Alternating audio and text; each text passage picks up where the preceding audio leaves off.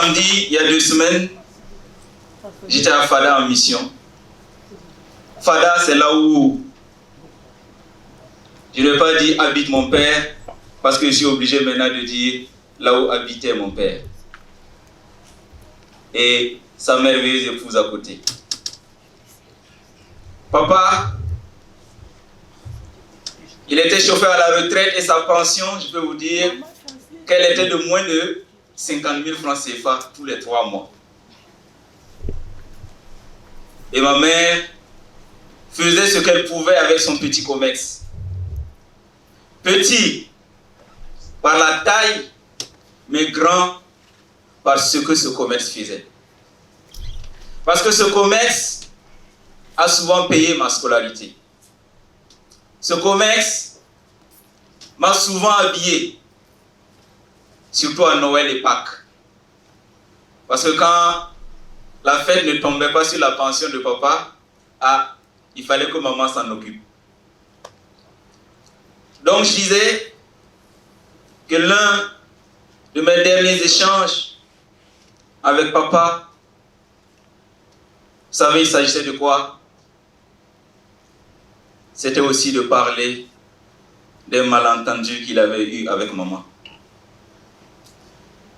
Et je devais échanger avec eux de vie de famille, de vie de couple. Pourquoi? Parce que depuis que nous sommes tout petits, en plus de la pauvreté, papa et maman se sont souvent disputés. Disputés avec beaucoup de violence verbale. Et mes frères et moi, nous avons grandi comme dans une famille qui était traumatisée par les disputes conjugales. Et vous savez, en la matière, les psychologues disent quoi? Que les enfants ont tendance à reproduire ce qu'ils ont vécu dans leur enfance. C'est ça, non? Oui. Mais moi, depuis tout petit, j'avais un rêve. Je ne savais pas encore ce que c'est que la psychologie, mais au fond de moi, je voulais faire mentir les psychologues. Les faire mentir en montrant que quel que soit ce qu'on a vécu dans notre enfance, on peut travailler à ce que nous ne soyons point une victime, quel que soit le traumatisme que nous avons connu. Mais que nous transformions tout en enseignement. Oui, papa n'était pas un mauvais père. Maman était loin d'être une mauvaise mère. Ils avaient du mal à s'entendre souvent, certes. Mais ils ont toujours tenu à nous enseigner ce que c'est que la famille. Et un jour, je reviens à papa le chauffeur. Un jour, il est venu pour chercher ses patrons, on va dire, à l'école. Et ce jour-là, c'était un jour de résultat.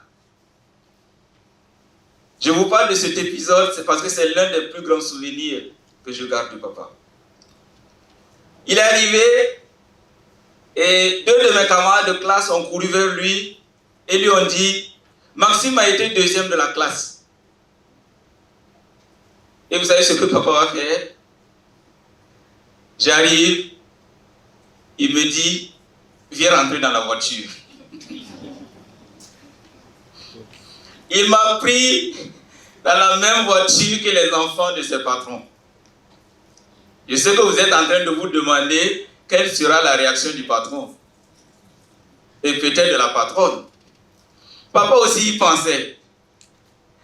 Lorsqu'on est arrivé pour qu'il dépose ses enfants, à peine la maman des enfants nous a croisés à la porte, papa a dit, c'est mon fils, il a été 2e de la classe.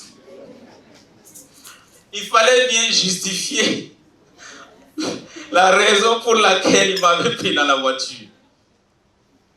Oui, il l'a fait. Après ça, nous avons fait quelques courses avec la patronne. Il est revenu déposer la voiture. Il m'a pris sur son vélo. Nous avons retraversé la ville jusqu'à la maison. Oui. Aujourd'hui, je raconte cela avec le sourire, alors qu'à ce moment, c'était vraiment frustrant. Frustrant, mais je ne devais pas laisser cette frustration me détourner de mes objectifs. Parce que j'avais deux objectifs dans la vie. Le premier, c'était d'avoir un couple exemplaire.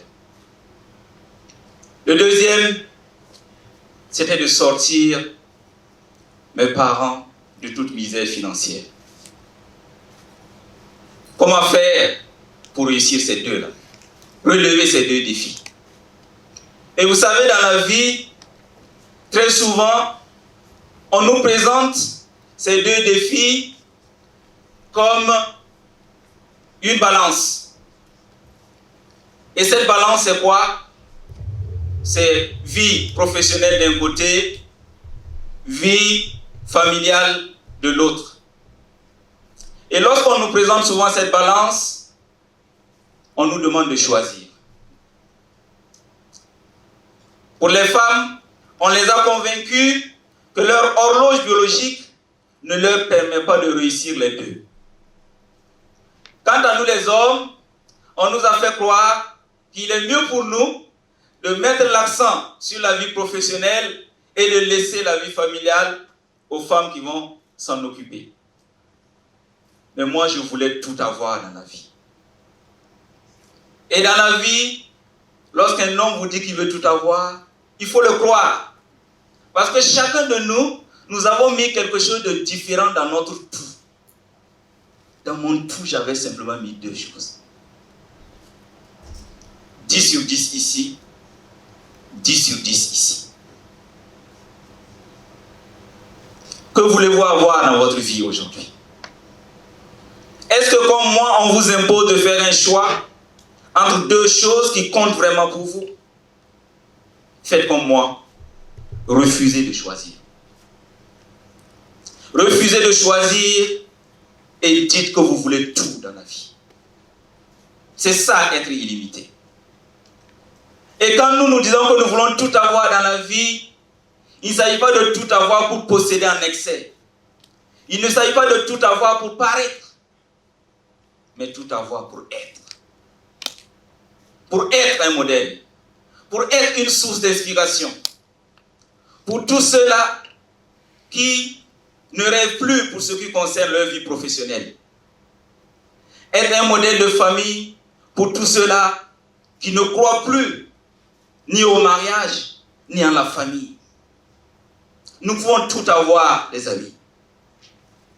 Et c'est ce combat que notre génération doit gagner.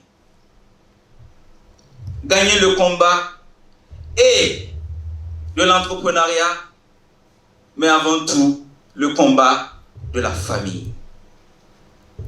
Il a été dit que les grandes nations sont formées par des familles fortes. Mais la famille forte ne se composait que de couples solides. Alors, à ceux qui sont plus jeunes, allons-nous nous laisser limiter? Allons-nous nous laisser mettre des barrières parce que simplement il n'y a plus d'assez de familles modèles? Je crois que non. Nous devons continuer de croire au mariage, de croire qu'il est encore possible de ne pas regarder à l'arbre de la difficulté, mais à regarder à la forêt des opportunités. Parce que c'est possible. Et au-delà de la possibilité, nous devons en faire un devoir. Nous devons en faire un devoir et relever ce défi. Oui, de croire encore que la famille et le mariage sont la base.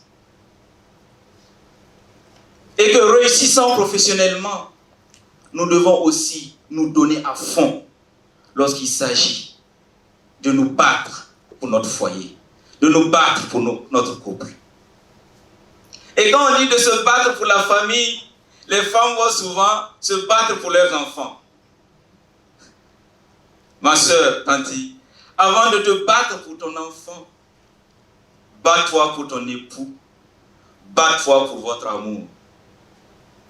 Oui, les hommes, on dit souvent de mettre les enfants à l'abri du besoin. C'est ça, non? Mais vous savez quel est leur premier besoin? Quelqu'un nous a dit, avant de montrer aux enfants que nous les aimons, montrons-leur qu'entre parents, nous nous aimons. Parce que ce qui atteste que ses parents l'aiment, c'est de voir que ses parents s'aiment. Ce qui atteste que ses parents l'aiment, c'est de voir que ses parents s'aiment. Oui, mon plus grand défi, c'est que ma fille ne doute jamais de l'amour que j'ai pour sa mère. Mon plus grand défi, c'est que mes enfants, lorsqu'ils grandiront, qu'ils se souviennent de leur père comme étant, ayant été éperdument amoureux de leur mère. Oui, ils ont besoin que je leur laisse des biens. Millionnaire, je le serai. Cela m'importe. Oui. Mais je ne néglige pas l'essentiel. Les amis, nous avons reçu 2 filles. Et il y a quelques jours, l'aînée, pendant qu'elle était en train de regarder une série avec sa maman où un couple se disputait, elle a demandé à sa maman qu'est-ce qu'ils font. La maman a dit qu'ils sont en train de faire la bagarre. Mari et femme. Et vous savez ce qu'elle va demander à sa mère? Mais pourquoi toi et papa vous ne faites pas la bagarre? Je me suis senti honoré. Plus honoré me suis-je la couvrais de cadeaux.